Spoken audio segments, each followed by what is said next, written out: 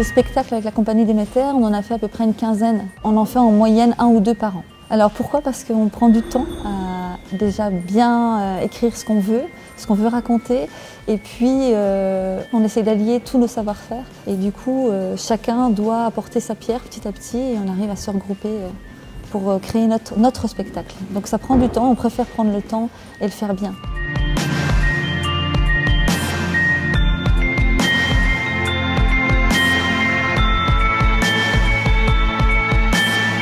Là, on est sur un spectacle de 40 minutes. Finalement, on est parti d'un projet personnel, entre guillemets, enfin, un projet que j'ai imaginé. Et après, tous les décors, tout a été créé pour le spectacle.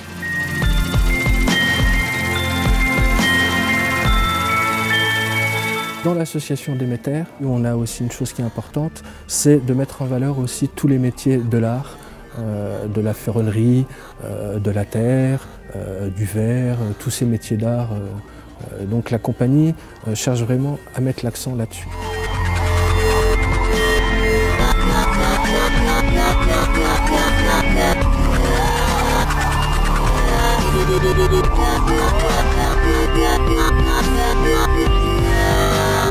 J'interviens dans le spectacle en meulant des pièces métalliques, ce qui fait des grandes gerbes de feu. Il y a un côté un peu magique, oui. La nuit, comme ça, c'est déjà un simple feu de bois, c'est déjà tout un spectacle. Alors quand on a une mise en feu de choses, bon, c'est pas du feu d'artifice, quoi, c'est des artifices dosés, quoi. Le fait d'avoir intégré ça dans le spectacle, ça m'a bien plu, quoi.